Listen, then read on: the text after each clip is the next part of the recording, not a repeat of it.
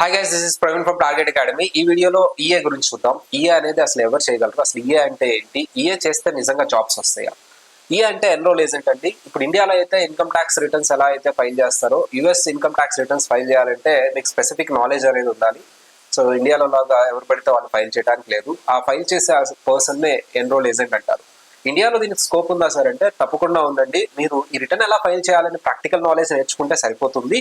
So qualify అయితే ఇంకా package అనేది డబల్ అవుతుంది. ఈఏ చేయడానికి మినిమం ఏముండాలి అంటే +2 ఉంటే సరిపోతుంది. అండ్ ఈఏ నేర్చుకోవడం పెద్ద డిఫికల్ట్ టాస్క్ ఏం కాదు.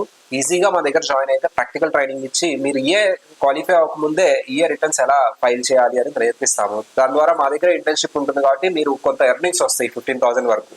ఈఏ ఒక పేపర్ కంప్లీట్ అయినా సరే ఎంఎన్సీలో మేము ప్లేస్ చేస్తాము. సో మీకు అట్లీస్ట్ 30,000 నుంచి 50,000 వరకు ప్యాకేజ్ అనేది ఉంటుంది. ఇది గాయస్, మీ డీటెయిల్ వీడియో కోసం మా యూట్యూబ్ ఛానల్ చూడండి.